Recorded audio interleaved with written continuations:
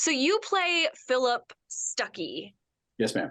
Who is this character in Pretty Woman? Philip Stuckey, for those of us who grew up with the movie and still see it every weekend on Bravo or somewhere, is the Jason Alexander part, is the foil, the bad guy. I refer to the part as delicious. I really enjoy playing it.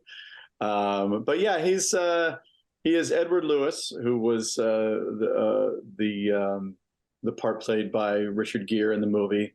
He's his capo. He's his, for any of the Godfather nerds out there, I'm his Tom Hagen. I'm a consigliere, and I make money for him. It was 1990, and Wall Street was booming, and greed was good, and everybody was making money, and I was his guy. I was, the guy who made all the deals before the deals became the deals, and made us both very rich, and he made me rich. So it was a very symbiotic relationship, and everybody had that guy. So I'm the lawyer that made Edward Lewis Enterprises motor along. And I say that for 3/4 of this movie, he's just a decent guy doing his job, and then everything goes horribly wrong. I mean, and that's what it's like in the movie too, right? You're like, you kind of understand where he's coming from, and then it takes a turn. Yeah, I mean, even at the polo match, when he says, I could arrange a lot more work for you after this gig is done. I think it's just being a nice guy, trying to help out a hooker who seems like a nice girl, and it gets misconstrued. He's just a good guy. He's just trying to find her some more work. That's all. True colors come out though toward the end there. And unlike the movie, the end has a little bit of a different twist, which will be much more satisfying to the theater going audience. Stucky gets his. Don't worry about it. He gets his. So that leads me into my next question, which is, what are some of the differences between, a musical version of Pretty Woman and the classic movie that we all know so well? People break out into song. Basically. That probably sums it up. Yeah. The movie was, the soundtrack to the movie was fantastic. There was just hit after hit after hit with Roxette and King of Wishful Thinking, and it's a great soundtrack. And if you were in high school like I was at the time, you couldn't turn on the radio without hearing something from the iconic soundtrack. But so music played a huge role in the movie. But this is obviously a musical written with a score by Canadian superstar Bryan Adams.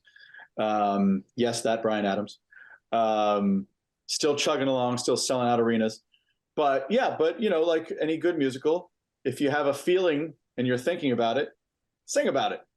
So it's there's a lot of introspection from Ed Lewis about his life and choices, and along with Vivian Ward.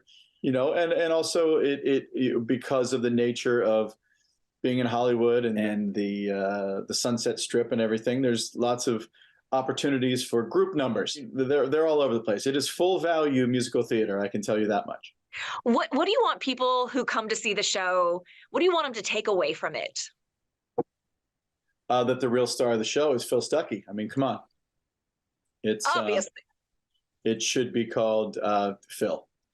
No matter what the time period, I think people want to see, they want to see a fairy tale, and that's what it is. I mean, it's the movie is unbridled romance. The show we're doing is unbridled romance, and the princess gets the prince. I think right now, people appreciate just going somewhere and being taken away and telling a love story and hearing some good music, and the boy and the girl get together in the end. And spoiler alert.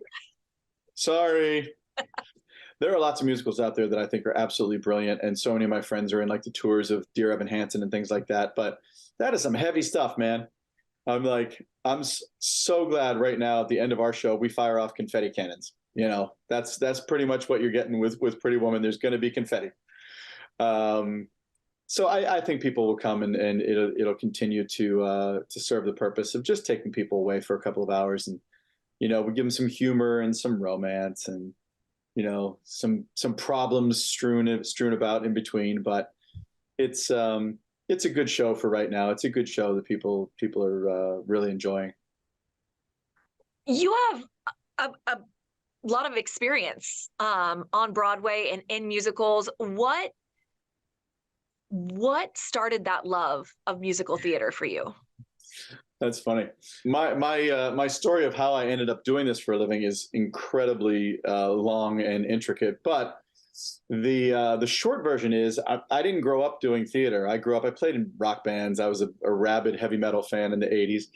But I was an athlete. I was a baseball player. I actually went to college at a small Division I school in Maryland called Mount St. Mary's on a baseball scholarship. I was a pitcher, and baseball will always be my first love. But I was always interested in theater growing up. I grew up in Pittsburgh, where little did I know we had these amazing arts. The Pittsburgh Symphony is one of the best in the world. The ballet, the Broadway series in the summer. I mean, my mom always took us to see things. She wanted my brother and I to be exposed to a lot of the, rather than just going to see the Steelers play or going to see, the Penguins play or whatever, which we did.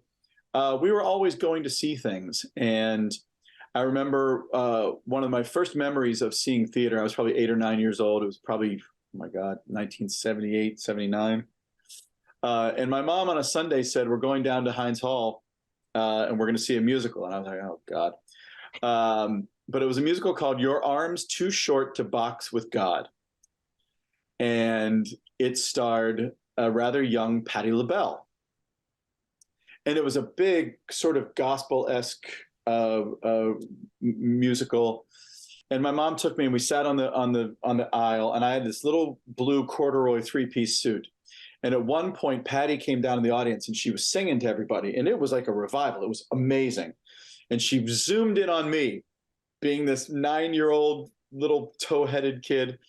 And she came over and she sat down on the armchair next to me and sang to me. And my mom said it was one of those moments in life where I was either going to be terrified or I was going to be like enthralled. And she said she looked down and she saw my little foot tapping on the ground and she was like, uh-oh,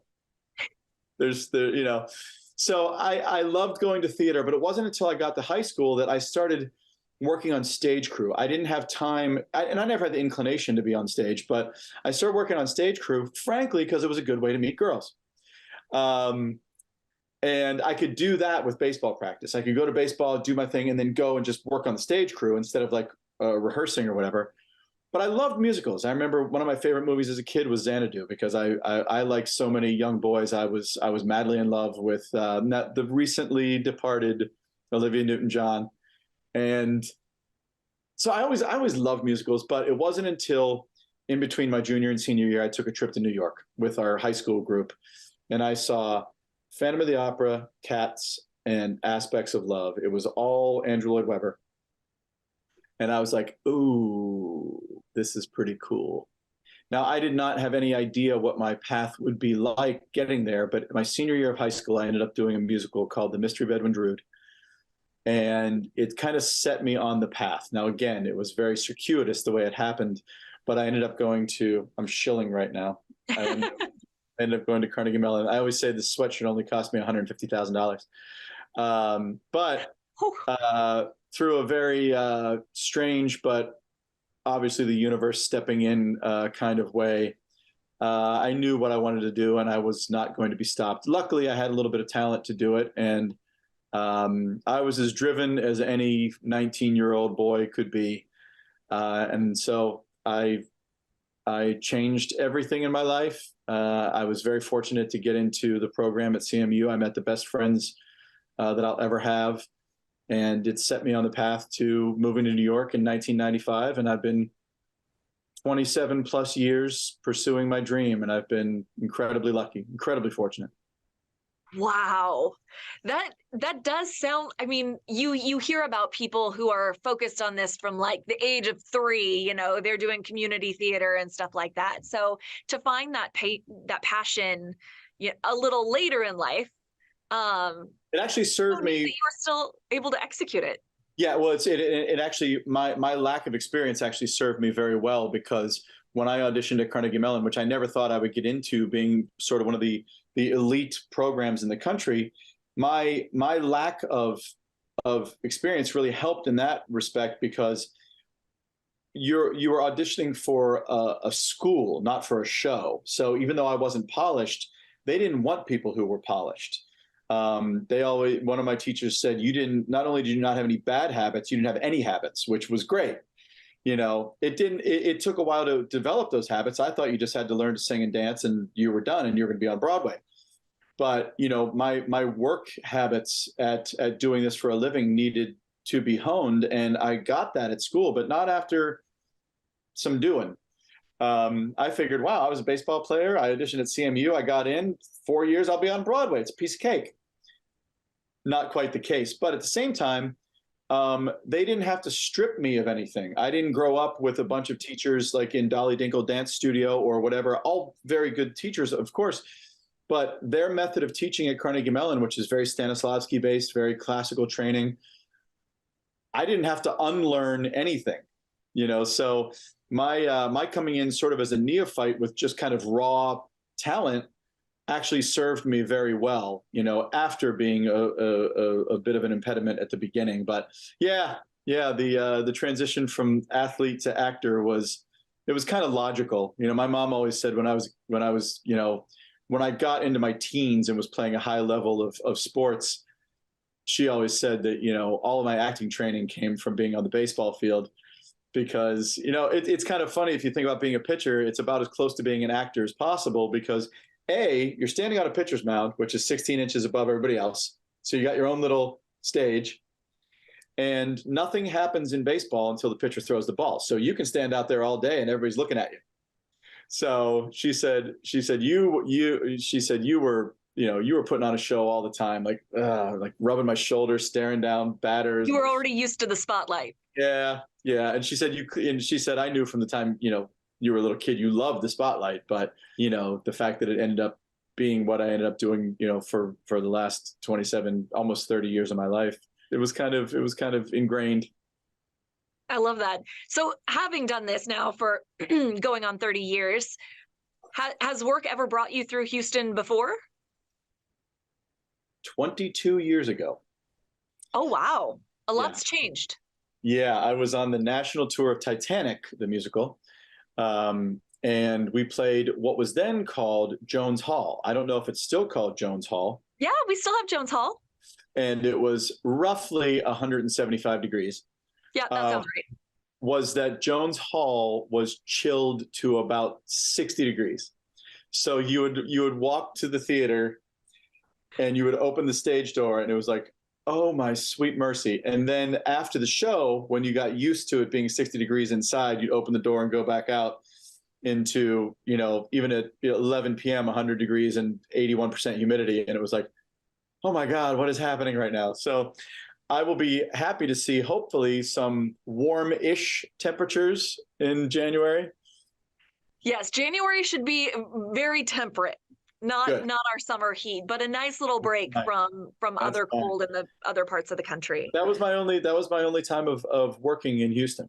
Was 22 years ago. So looking forward to it. Looking forward to coming back. I'm trying to think if there's anything else you want to add, anything I didn't ask about? Come see us. It's a great time. It really is. It's a really, really fun show. The cast is fantastic. It's really just a chance to get taken away into the romantic world of musical theater and, come see the bad guy. It's fun. There's got to be a foil. There's got to be that dude. So, I'm bald. I'm clearly the bad guy. That's the tell right there. You're bald. Exactly right. All right, Matthew Stocke, thank you so much for sharing your insight and your time with us. I appreciate it. I look forward to seeing you.